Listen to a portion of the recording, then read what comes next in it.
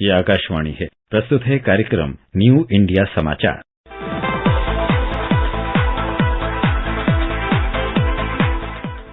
नमस्कार, आकाशवाणी के समाचार सेवा प्रभाग की प्रस्तुति न्यू इंडिया समाचार में आपका स्वागत है। श्रोताओं, इस बार हम बात कर रहे हैं पत्रिका के नववर्ष विशेषांक की, जिसमें भारत की सांस्कृतिक विरासत के पुनर्जीवन और विकास को आवरण कथा बनाया गया है। वर्ष 2023 की शुरुआत नए भारत की समृद्धि के साथ हो रही है। सांस्कृतिक विरासत पर गर्व करता भारत अपने अद्भुत गौरवशाली इतिहास के साथ वर्तमान में नए आयाम जोड़ते हुए सुनहरे भविष्य की पटकथा लिख रहा है। प्रधानमंत्री ने लाल किले की प्राचीर से विरासत पर गर्व का जो संकल्प लिया था, वह साकार हो रहा है और नए भारत में नई सोच का उदय हो रहा है। भारत को विकसित राष्ट्र बनाने के कृत संकल्प में सांस्कृतिक विरासत एक महत्वपूर्ण अध्याय है, जिस दिशा में प्रयत्नशील भारत ने अतीत के गौरव के साथ भविष्य का स्वागत करने की एक नई शुरुआत की है। अब सांस्कृतिक विरासत की समृद्धि राष्ट्र की प्राणवायु बनी है, क्योंकि किसी भी राष्ट्र की सफलता का परिचायक होता है उसका सांस्कृतिक वैभव। नववर्ष के पहले अंक में आइए जानते हैं कैसे अमृत काल में विकसित भारत का सपना साकार करने के लिए भारत अपनी सांस्कृतिक विरासत और गौरव को नई भव्यता दे रहा है। 21वीं सदी के विकसित भारत के पुनर्निर्माण के दो प्रमुख स्तंभ हैं। पहला, अपनी विरासत पर गर्व और दूसरा, विकास के लिए हर संभव प्रयास। सांस्कृतिक वैभव से जुड़े स्थलों की निरंतर समीक्षा और समयबद्ध तरीके से विकास की गति का ही परिणाम है कि इन स्थलों की यात्रा की सुगमता के लिए लगातार प्रयास हो रहे हैं। आजादी के 75 वर्ष पूर्ण होने पर प्रधानमंत्री नरेंद्र मोदी ने लाल किले की प्राचीर से पंच प्राण का जो आह्वान किया, जिसमें गुलामी की मानसिकता से पूरी तरह मुक्ति उसका महत्वपूर्ण अंग है। अयोध्या में राम मंदिर का निर्माण, काशी में बाबा विश्वनाथ कॉरिडोर, उज्जैन में महाकाल लोक कॉरिडोर, हिमालय पर केदारनाथ धाम का पुनर्विकास, चारों धाम के लिए विश्व स्तरीय सड़कें, सिखों का पवित्र डेरा बाबा नानक करतारपुर साहिब कॉरिडोर, ऐसे अनगिनत पहल भारत के सांस्कृतिक वैभव को नया रूप दे रहे हैं। भारत विदेशों से भी अपनी सांस्कृतिक धरोहरों को अपनी धरती पर वापस ला रहा है।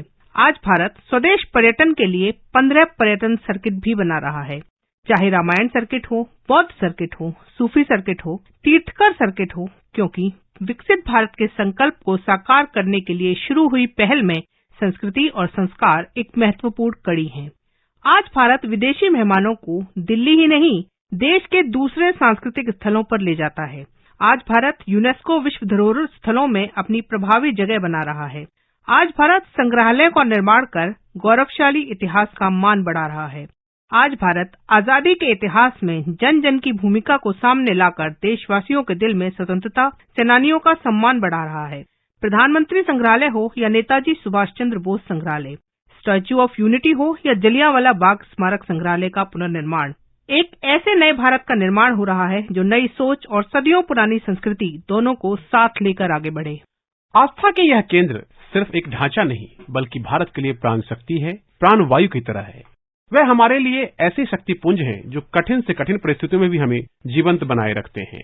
इसी सोच के साथ बीते कुछ वर्षों में एक दीर्घकालिक दृष्टिकोण के साथ पुनरुद्धार की पहल हुई है। गुजरात के पावागढ़ में मां कालिका के मंदिर से लेकर देवी विंध्याचल के कॉरिडोर तक भारत अपने सांस्कृतिक उत्थान का आह्वान कर रहा है। आस्था के इन केंद्रों तक पहुंचना अब हर श्रद्धालु के लिए सुगम और सरल हो रहा है। जो व्यवस्थाएं विकसित हो रही हैं, वह बड़े बुजुर्गों के लिए तो सुविधाजनक है, नई पीढ़ी के लिए भी श्रद्धा और आकर्षण का केंद्र बन रहे हैं। यही कारण है कि अब केवल धार्मिक स्थलों का पुनरुत्थान ही नहीं किया जा रहा, बल्कि इन स्थानों पर यात्रियों के लिए सुविधाओं का ध्यान रखने के साथ साथ पर्यटन के अवसर बढ़ाकर स्थानीय निवासियों के लिए रोजगार के अवसर बढ़ाने पर भी विशेष ध्यान दिया जा रहा है। इसी कड़ी में आने वाले दिनों में अयोध्या में राम मंदिर के साथ साथ ग्रीनफील्ड टाउनशिप बनेंगे, जिसमें श्रद्धालुओं के ठहरने की सुविधाएं आश्रमों, मठों, होटलों और विभिन्न राज्यों के भवनों के लिए जगह शामिल है। यहाँ पर्यटन सहायता केंद्र और विश्व स्तरीय संग्रहालय का भी निर्माण किया जाएगा। सरयू नदी और इसके घाटों के आसपास बुनियादी ढांचे के विकास पर विशेष ध्यान दिया जा रहा है। सरयू नदी में क्रूज ऑपरेशन नियमित विशेषता होगी। शहर के विकास में साइकिल चालकों और पैदल चलने वाले लोगों के लिए पर्याप्त स्थान की स्थिरता सुनिश्चित की जाएगी। स्मार्ट सिटी के बुनियादी ढांचे का उपयोग करते हुए आधुनिक तरीके से यातायात प्रबंधन भी किया जाएगा। इसलिए प्रधानमंत्री नरेंद्र मोदी कहते हैं, आस्था के केंद्र सिर्फ एक ढांचा नहीं, बल्कि हमारे लिए ये प्राण शक्ति है, प्राण वायु की तरह है। वो हमारे लिए ऐसे शक्तिपुंज है जो कठिन से कठिन परिस्थितियों में भी हमें जीवंत बनाए रखते हैं। उनकी गौर उपेक्षा के बावजूद ना तो हमारे आध्यात्मिक केंद्रों का महत्व कम हुआ, ना ही उन्हें लेकर हमारे समर्पण भाव में कोई कमी आई। और आज देखिए, काशी, उज्जैन, अयोध्या, अनगिनत ऐसे श्रद्धा के केंद्र अपने गौरव को पुनः प्राप्त कर रहे हैं। केदारनाथ, बद्रीनाथ, हेमकुंड साहब, वे भी श्रद्धा को संभालते हुए आधुनिकता से उसकी सुविधाओं से जोड़ा जा रहा है। अयोध्या में इतना भव्य राम मंदिर बन रहा है। गुजरात के पावागढ़ में मां कालिका के मंदिर से लेकर देवी विंध्याचल के कॉरिडोर तक भारत अपने सांस्कृतिक उत्थान का आह्वान कर रहा है। इसी तरह सोमनाथ के प्राकृतिक सौंदर्य को ध्यान में रखकर केंद्र सरकार की प्रसाद योजना के तहत बनाया गया है समुद्र दर्शन पथ। समुद्र के किनारे बनाया गया 1.5 किलोमीटर लंबा यह समुद्र दर्शन पथ श्री सोमनाथ मंदिर से लेकर त्रिवेणी संगम तक सागर की उछलती लहरों को आगे बढ़ने से रोकेगा और भगवान शंकर से मिलने आ रहे दर्शनार्थियों की लहरों से बात कराएगा। इसके अलावा सोमनाथ प्रदर्शनी गैलरी भी बनाई गई है। यह गैलरी मंदिर स्थापत्य की थीम पर बनी है।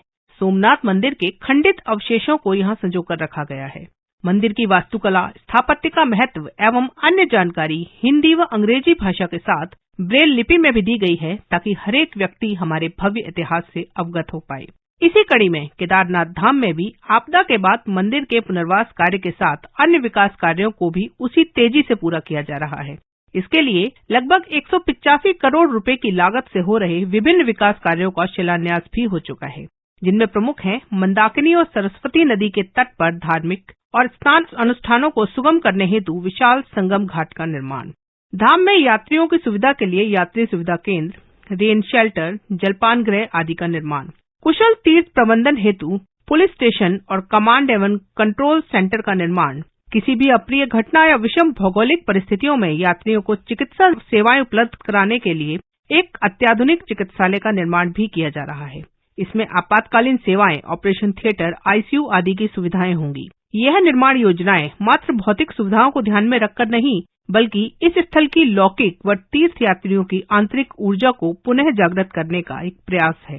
केंद्र सरकार सर्वधर्म समभाव की हमारी सदियों पुरानी परंपरा का पालन करते हुए इस्लाम, सिख धर्म, बौद्ध धर्म की संस्कृति का भी सम्मान कर रही है। इसके तहत अयोध्या में राम मंदिर निर्माण के साथ साथ उत्तर प्रदेश सुन्नी सेंट्रल वक्फ बोर्ड को अयोध्या में मस्जिद बनाने के लिए 5 एकड़ भूमि सरकार द्वारा दी गई है। इसके अलावा प्रधानमंत्री नरेंद्र मोदी ने 9 नवंबर 2019 को गुरदासपुर स्थित डेरा बाबा नानक में करतारपुर कॉरिडोर की चेकपोस्ट से तीर्थ यात्रियों के पहले जत्थे को हरी झंडी दिखाई। करतारपुर साहिब कॉरिडोर तैयार करने के लिए भारत ने 24 अक्टूबर 2019 को पाकिस्तान के साथ समझौता किया था। डेरा बाबा नानक को अमृतसर गुरदासपुर राजमार्ग से जोड़ने के लिए 120 करोड़ रुपए की लागत से 4 लेन वाला 4.2 किलोमीटर लंबा राजमार्ग बनाया गया। यहाँ 15 एकड़ जमीन पर शानदार यात्री टर्मिनल भवन बनाया गया है। यह भवन पूरी तरह से वातानुकूलित है। यहाँ 50 इमिग्रेशन काउंटर हैं। मुख्य इमारत में जन सुविधाओं के साथ ही प्रार्थना कक्ष, अल्पाहार काउंटर आदि मौजूद हैं। मजबूत सुरक्षा के लिए सीसीटीवी से निगरानी की व्यवस्था है और जन सूचना प्रणाली लगाई गई है। साथ ही अंतर्राष्ट्रीय सीमा पर 300 फीट ऊंचा राष्ट्रीय ध्वज फहराया गया है। श्रोताओं, समय की बाध्यता को देखते हुए आज इतना ही। अगली बार के कार्यक्रम में इस बार की अंक के आवरण कथा के माध्यम से बात करेंगे भारत किस तरह धार्मिक स्थलों को सुगम बनाने के साथ हमारी विरासत का देश विदेश में प्रसार कर रहा है। इस पाक्षिक पत्रिका की हर प्रति newindiasamaachar.pib.gov.in वेबसाइट पर उपलब्ध है, जहां आप सभी समाचारों को विस्तार से पढ़ सकते हैं। डिजिटल और प्रिंट में यह पत्रिका देश ही नहीं विदेशों में भी अपनी अलग पहचान बना चुकी है। इसका ट्विटर हैंडल NISPIB इंडिया है, जो वेरीफाइड है। इसके अलावा आप हमें response-nis@pib.gov.in पर ईमेल के जरिए अपना सुझाव भी भेज सकते हैं। तब तक के लिए धन्यवाद।